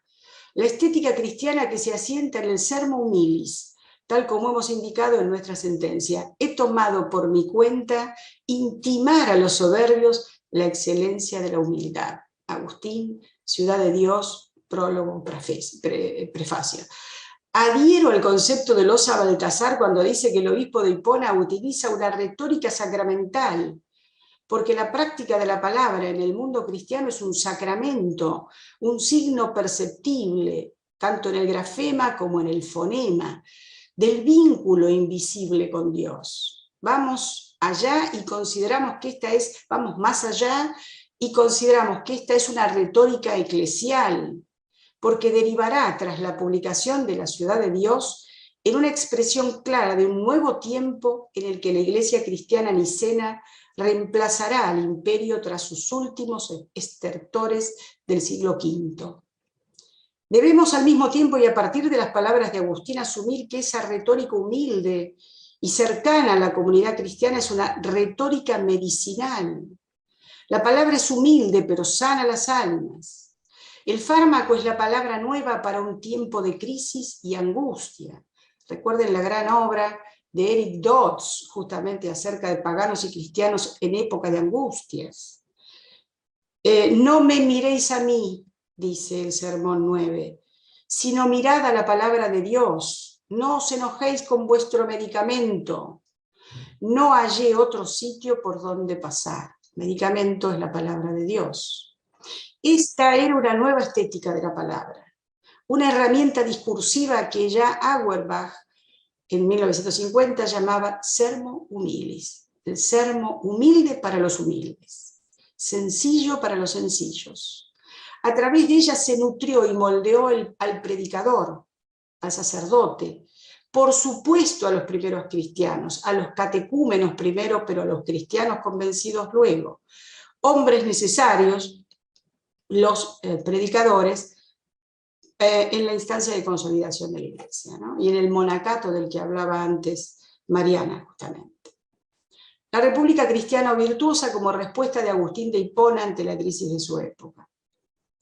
El sermo humilis fue en tiempos de consolidación del cristianismo un medio, una herramienta eficaz ante la crisis de un imperio que transitaba hacia su disolución. Desde Marco Aurelio a Rómulo Augustulo, el imperio ecuménico que Roma forjó en la tardorrepública recibió un enjambre de pueblos de diversa procedencia que fueron conocidos genéricamente como el Barbaricum por las fuentes tardoantiguas. El 24 de agosto del 410 las fuerzas de Alarico ocuparon e incendiaron Roma. Durante 3 días estuvo ocupada la ciudad y luego se fueron a España, justamente la provincia de Hispania. Ese hecho produjo una numerosa cantidad de escritos cristianos que trataron de explicar las razones de la caída y el modelo superador ante los hechos consumados. La Roma eterna, la Roma providencial, de acuerdo con los escritores de la Tardorrepública, había caído. Debía encontrarse una solución que devolviera las glorias de ayer en el futuro próximo. Los autores paganos de aquella generación, todos estudiados por Viviana, tal el caso de Quinto Aurelio Símaco, Vetio Agorio Pretextato o Guido Nicómaco Flaviano, entre otros, cantaban loas al tiempo pasado con el objetivo puesto en restaurar las glorias y virtudes antiguas, pero debía darse un giro discursivo a la modalidad política que la crisis dejaba al descubierto. Se puede hablar del pasado, pero era terriblemente duro el presente y de eso no se hablaba. El discurso pagano era vilipendiado por Agustín de Hipona como rancio o superado, y los templos paganos eran para el obispo norteafricano edificios muertos en los que solo se multiplicaban las telarañas.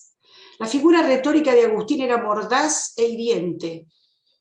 Por allí nos preguntamos, ¿posición cierta o modalidad discursiva ad hoc para tiempos de crisis?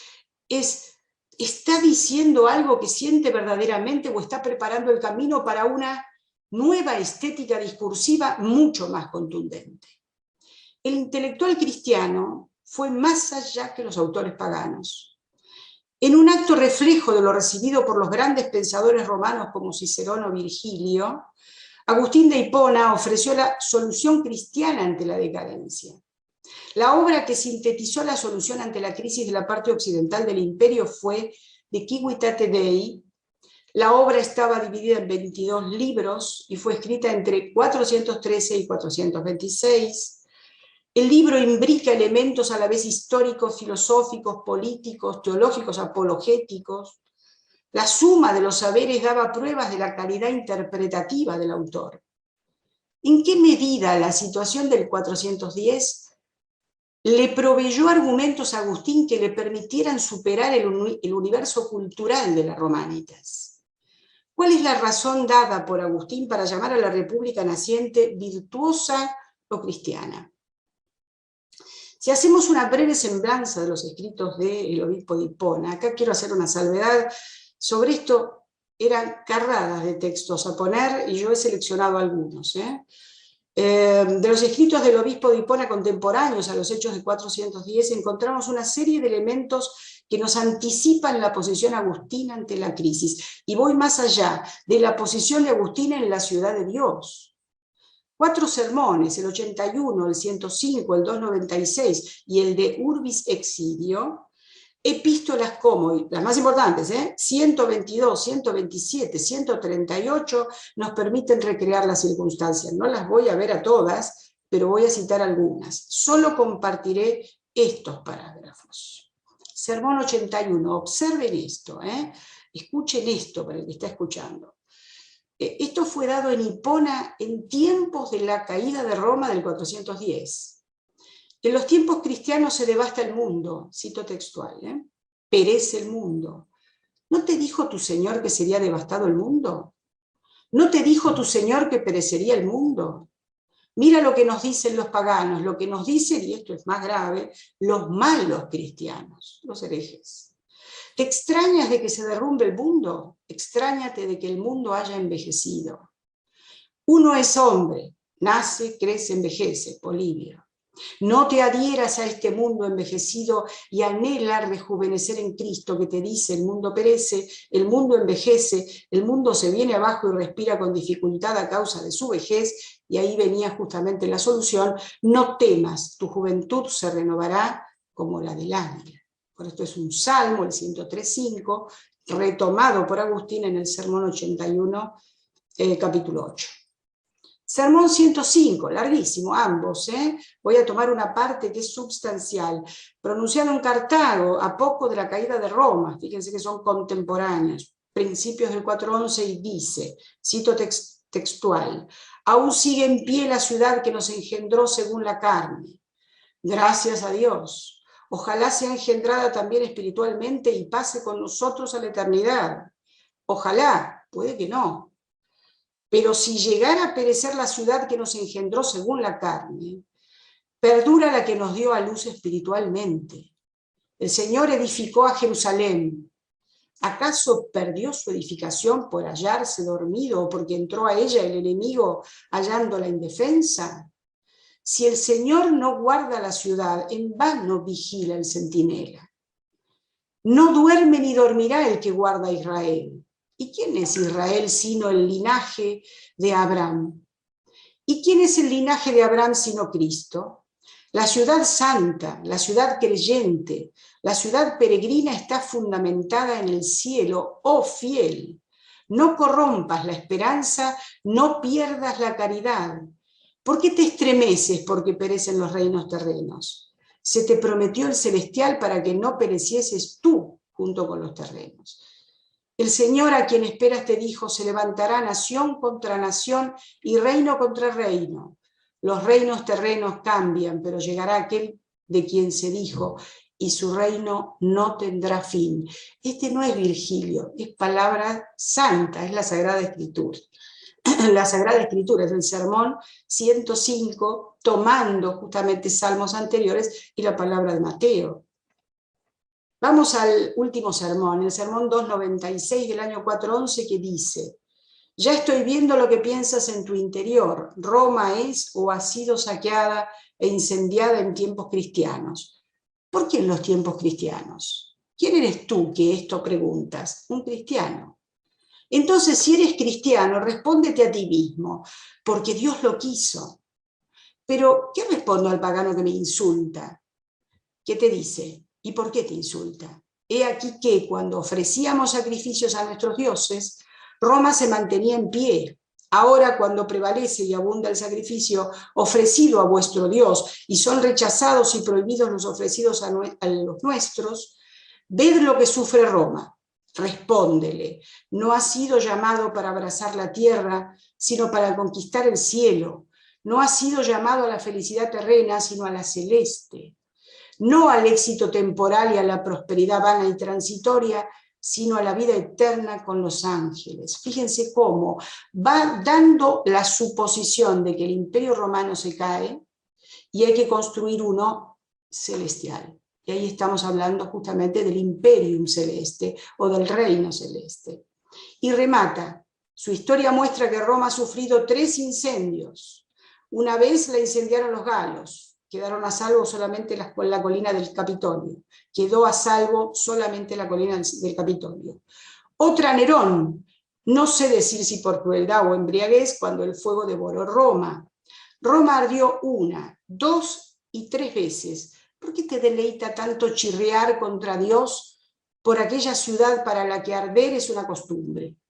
Fíjense cómo trabaja retóricamente para decir tanta historia con esto de que cae Roma en tiempos cristianos. Bueno, cayó en tiempos paganos también y da la referencia.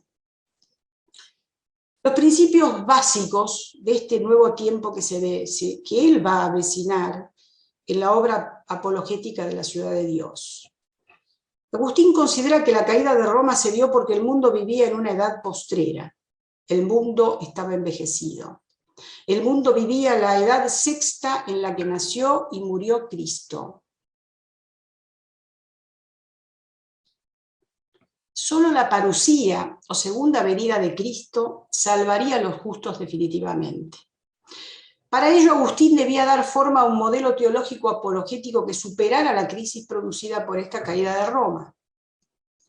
Ante la crítica de los paganos que culpaban a la Roma cristiana de la caída, Agustín da una respuesta filosófico-teológica. Compara la república ciceroniana con la república virtuosa, luego llamada república cristiana. Esta última le permitirá al hombre alcanzar una vida digna en la ciudad terrestre hasta la llegada de la parusía, la segunda venida de Cristo, y el ascenso de los justos a la ciudad celeste. Postula que para que la nueva república dé lugar ejemplar a las virtudes cristianas, a su teoría de las 2 ciudades, la del diablo terrena y la de Dios o celeste, para demostrar que la solución para todos los males se logrará gracias a la intervención de la Iglesia y su plan salvífico de las almas buenas o santas. En concreto, todo lo que venía preparando en los sermones lo consolida en esta idea de que hay 2 ciudades, la ciudad del diablo terrena y la ciudad de Dios o celeste. Y dice textual, y esto lo dice en la ciudad de Dios: he dividido la humanidad en 2 grandes grupos. Uno, el de aquellos que viven según el hombre, y otro, el de los que viven según Dios.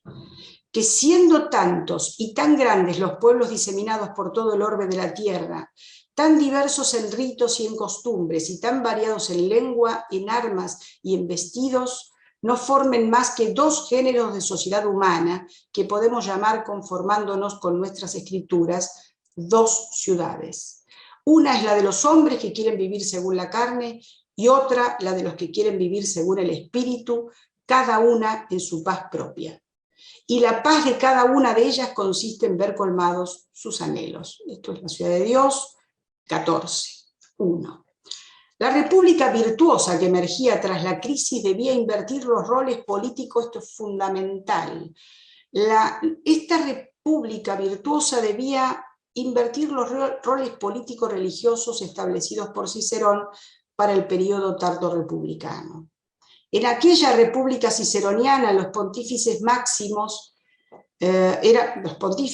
eran máximos referentes en la administración de los cultos y eran funcionarios cívico-políticos que controlaban y delineaban la vida religiosa. Todo pontífice en tiempos romano-paganos eran funcionarios cívicos, pero administraban la religión. El culto imperial custodiaba al príncipe, que debía ser un ciudadano romano pleno.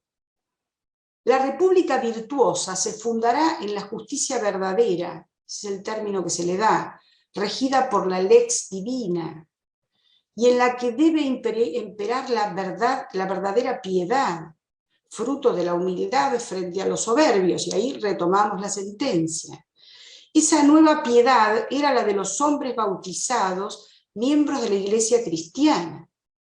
En esta república, el jefe político, la república virtuosa, el jefe político llamado pontífice, sería un nuevo princeps. Este sería el obispo de Roma, ciudad cabecera de la Iglesia, foco del poder religioso que pondrá orden a partir de la lex sagrada. El Papa conducirá a creyentes, ya no a ciudadanos. Será el brazo terreno que ejecute la ley de Dios. La justicia ciceroniana era una justicia basada en la lex naturalis, el ius naturalis, y puesta en práctica a partir de un esquema cívico-político, y esta justicia será convertida en una verdadera justicia, y las virtudes morales y religiosas se priorizarán sobre las virtudes políticas. El buen Estado, por tanto, no se definirá por la justicia de sus propias leyes, porque el derecho solo puede ser así llamado si es justo, y esto significa acomodado a la moral cristiana. Solo se considerará verdadero político aquel que con humildad reconozca a Dios como la fuente de todas sus virtudes. En tono salvífico, la ciudad celeste será una Jerusalén celeste, patria de Cristo del linaje de Abraham. Como hemos podido apreciar en los sermones precedentes a la ciudad de Dios, Agustín presenta una visión catastrófica y negativa de Roma, porque se está muriendo. La ciudad terrestre comparable a la República Ciceroniana era vista como una ciudad de pecadores. La nueva república tendrá como ejes de virtud la justicia y la concordia como parámetro legal de la ley divina para el gobierno de un pueblo santo, la ley cristiana. Por medio de esta ley de Dios, la humildad destronará a la soberbia humana, que era expresión de la Roma pagana. En su obra, el obispo de Hipona desgranó punto a punto lo teorizado ante el pueblo norteafricano, pero hubo un punto neurálgico que reinterpretó en función de su tiempo. En el tiempo medio, hasta la llegada de la parusía, el pueblo cristiano podía hacer un gran aporte para la convivencia y concordia entre los habitantes de la ciudad terrena. Ante tanta desesperanza, Agustín dejó emerger su costado optimista en lo que respecta al Estado romano. Por ello realiza una genealogía histórica que valora a grandes hombres romanos en función de la perspectiva futura y de su anhelo de una república cristiana justa, proclive al sacrificio, no a la ambición, que era un poco lo que se veía, y estos hombres absolutamente hinchados de soberbia, ¿no? Así deja entrever la nobleza de algunos hombres y dice, cito, concreta tu deseo, oh noble naturaleza romana, oh progenie de los régulos, de los escébolas, de los escipiones, de los fabricios. Elige desde ahora tu camino a fin de que puedas tener una gloria verdadera, no en ti, sino en Dios. Un tiempo no te faltó la gloria mundana, pero por oculto juicio de la divina providencia te faltó la verdadera religión a escoger, con lo cual cierra la ecuación que había abierto antes, a lo largo de todo este trabajo de los sermones y luego la ciudad de Dios. Ahora vuélvete hacia la patria celeste, le está diciendo a los romanos. Por ella trabajarás muy poco y en ella tendrás un reino eterno y verdadero. Allí no encontrarás ni el fuego de Vesta, ni la piedra del Capitolio, sino a Dios, uno y verdadero, que no señalará límites a tu poder ni a la duración de tu imperio. Es la ciudad de Dios 2:29. El tránsito del cristiano hasta la parusía será un tiempo que permita el advenimiento de la verdadera religión.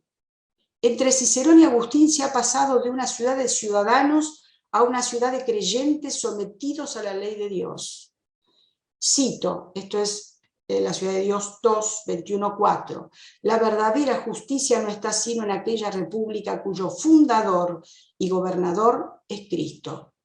Si es que nos place llamarle república, porque no podemos negar que sea también cosa del pueblo. Fíjense cómo una república está inserta en la grey, en el pueblo, ahora sí un pueblo de creyentes, no de ciudadanos. A modo de cierre, consideramos que la república virtuosa o cristiana fue una solución teológica y eclesial emergida del intelecto y la fe de Agustín ante un tiempo de zozobra. La urdimbre discursiva construyó un nuevo tiempo a partir del intercambio epistolar y comunicacional con su medio norteafricano. Los paganos fueron soberbios en la hora más amarga, la caída de Roma en el 410. Solo el dolor de la pérdida de su ciudad eterna les devolvería la humildad perdida con la que forjaron un imperio universal sin límites en el tiempo y el espacio. Eso es Virgilio. La ciudad celeste estaría centrada en Dios, y a los antiguos y soberbios romanos les cabría la condición de ovejas apacentadas por la Iglesia. La utilización de Cicerón como modelo a superar, como eje de la República Romana, fue tan solo, a nuestro criterio, un modo retórico que sustentaba un tiempo nuevo, superador del exitoso modelo republicano ancestral. El juego dialéctico de Agustín demolió a Cicerón para dar paso a una república cuyos fines fueran más altos y nobles que los anteriores, por lo menos desde el modelo discursivo, que era evidentemente cristiano. La Roma de Cicerón solo fue un estado político en el que la libertad es un bien consensuado entre hombres. Por eso para Agustín la ley humana emergida del devenir político debía ser reemplazada por la ley divina, porque en su concepción filosófico-teológica lo divino perdura eternamente. La libertad formará parte del ius naturalis dado por Dios. Por eso pudo aceptar, aunque suponemos que con dolor, la desaparición de la ciudad universal que ya había cumplido su misión en el devenir histórico. La Christianitas estaba consolidándose a partir de la incorporación de los modos y medios discursivos de la Romanitas, pero a partir de la religión cristiana providencial y universal bajo sustrato histórico romano. Como bien ha dicho el propio Agustín de Hipona, todo lo que tuvo lugar en el último saco de Roma, ruina, sangre, robo, fuego y aflicción, es obra del estilo bélico.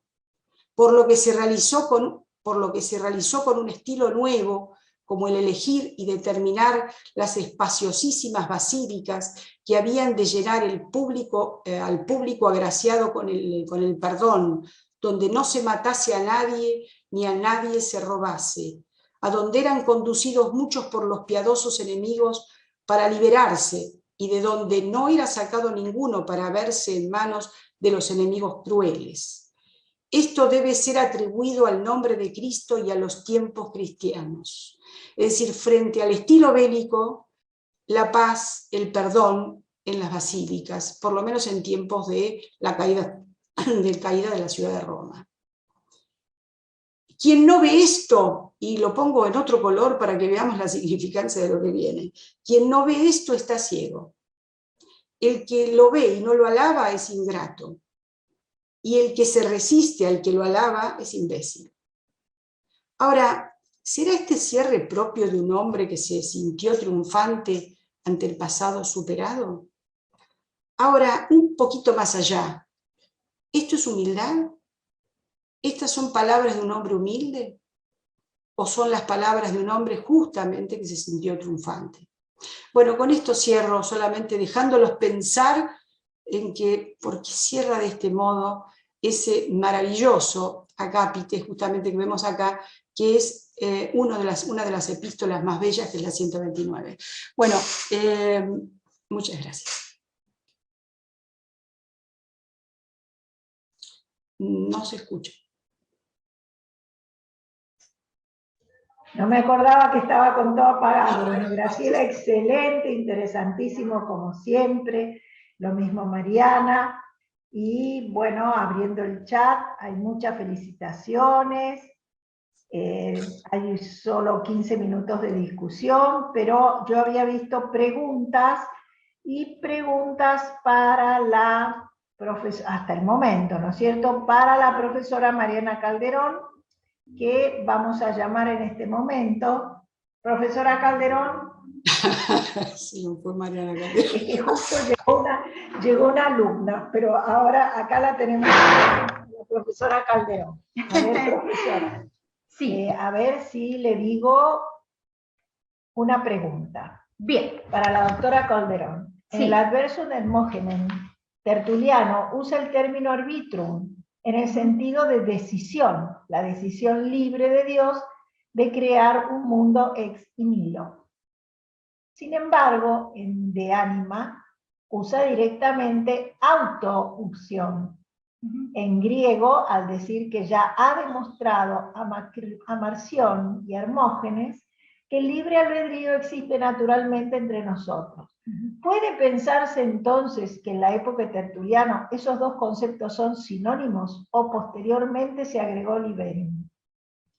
Bueno, lo que yo he visto, al menos, es lo siguiente.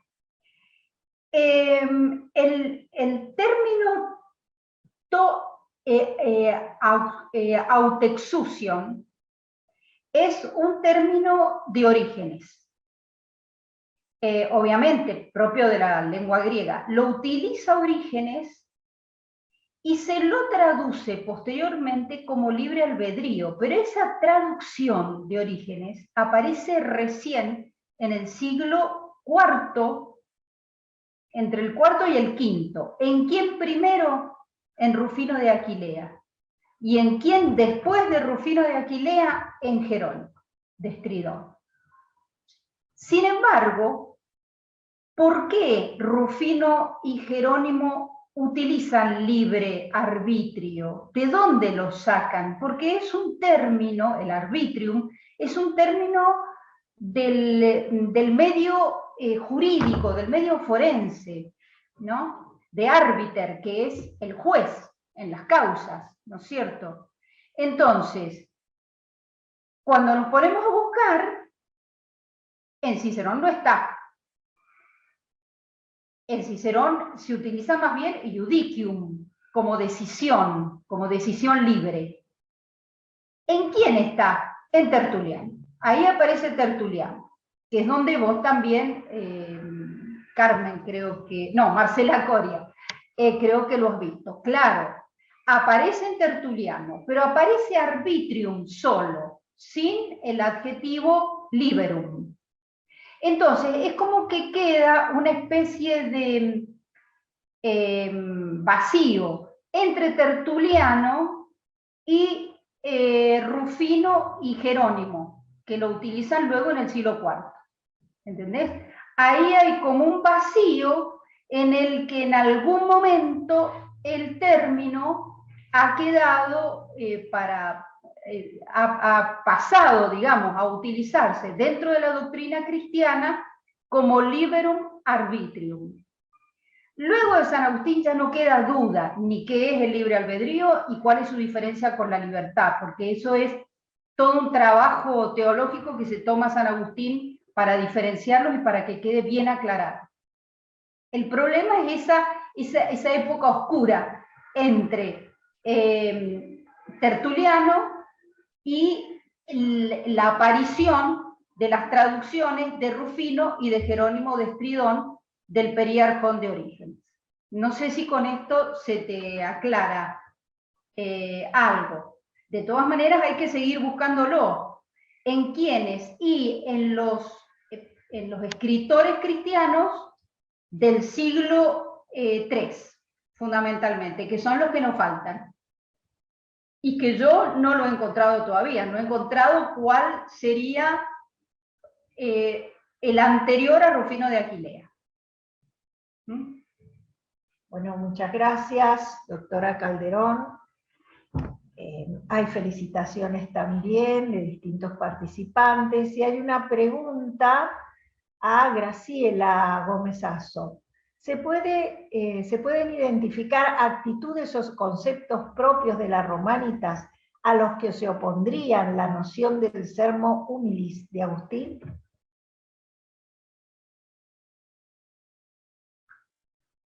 Escuchamos. Ahora está, ahí está. A ver, primero y principal, está muy buena la pregunta de Juan, porque esto también es parte de la construcción agustina. ¿Quién de nosotros que ha leído textos paganos no se ha dado cuenta que son de una bonomía y de una retórica apacible?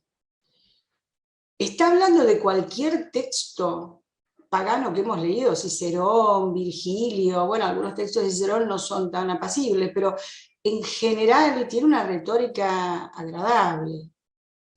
Él está hablando particularmente de una serie de autores que todavía con Viviana no hemos determinado cuáles son, porque no los encontramos.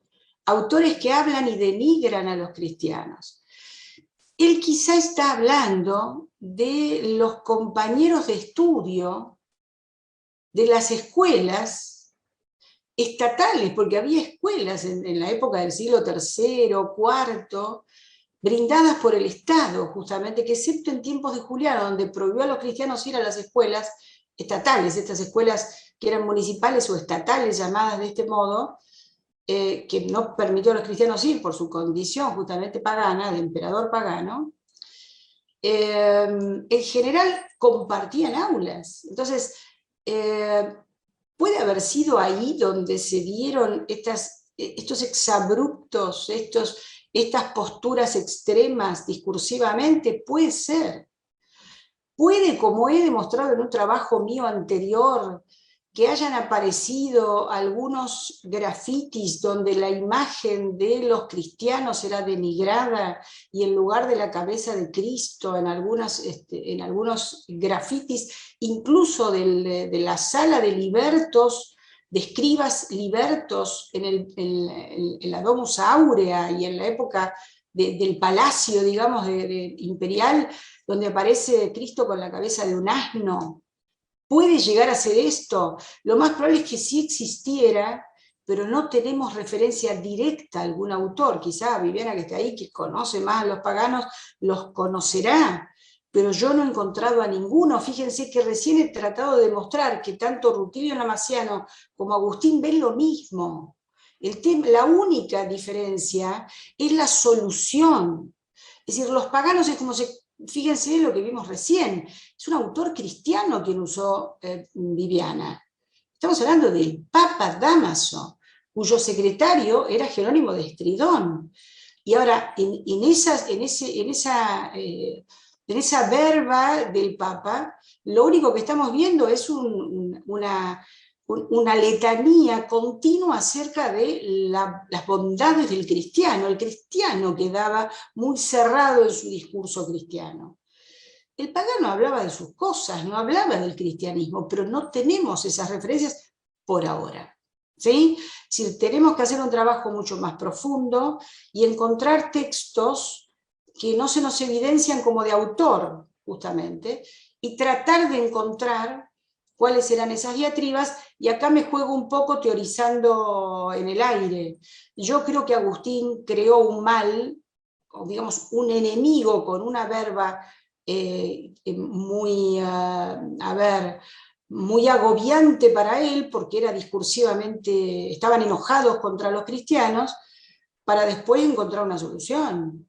Siempre que hay un mal enfrente, lo bueno emerge, y emerge con un discurso como el de Agustín, mucho más que elegante, realmente muy interesante. Pero bueno, es la postura que tengo, Juan.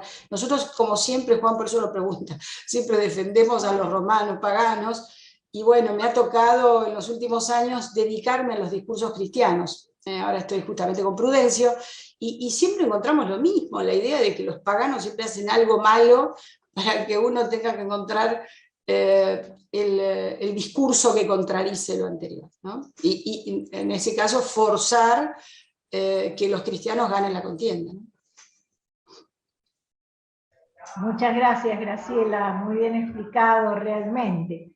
Aquí Steven Valencia Marín dice: el dolor por la pérdida de la ciudad, doctora Graciela, parece un medio para el perfeccionamiento, para el logro de la república virtuosa, tal como lo supone un optimísimo metafísico que viene de más antiguo, con la figura de Ireneo de Lyon. En efecto, el mal, como producto de las acciones humanas, sirven de vía a la adquisición de la virtud. Sí, sí. Estuve adelantando, no sé quién escribe, Valencia Marín. Valencia Marín, Valencia, sí, a ver, totalmente de acuerdo. No encuentro la fuente pagana que hable contra los cristianos. Pensemos una cosa, para que pienses vos, y lo hemos hecho con Viviana tantas veces.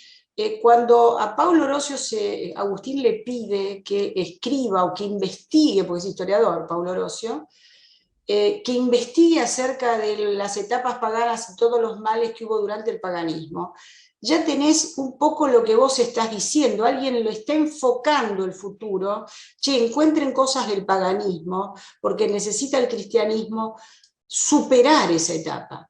Hay una política superadora, y vuelvo a decir, es un hombre de fe, no por eso deja de ser un hombre político. La iglesia está llena de hombres que tienen una tendencia política y una ideología al servicio de una iglesia que va a ser dominante. Eso se nota continuamente, ni digo en Prudencio, que lo estoy leyendo ahora, es un hombre que tiene una concepción, y Dámaso, tiene una concepción eclesial pura. Jerónimo, y las diatribas hacia todo aquel que no sea, a mí con los bárbaros, pobrecitos, los vuelve locos a los bárbaros, porque les parece que son de lo peor, y la iglesia no tiene ni siquiera que aceptarlos. La visión griega del otro, la que tiene Jerónimo, que también tiene mucha formación griega. No es lo mismo en Paulo Orosio, y mucho menos en Agustín, que cree que hay que incorporarlos a los bárbaros porque van a ser un montón, entonces va a ser una militia Christi, ¿no? Que esa es la solución de España, de la España de Colón, de los reyes católicos, de encontrar una militia Christi que vaya a América y la transforme en cristiana, ¿no? Pero bueno, ahí se cumplimentó, pero en esta época no tanto, se va a hacer con el monacato, por cierto. Bien, muchas gracias, Graciela, como siempre, lindísimo. No veo ningún otro más allá de felicitaciones y comentarios auspiciosos realmente por el panel, que agradecemos todas las panelistas a quienes han tenido la paciencia y la buena voluntad de escucharnos y asistir con nosotros.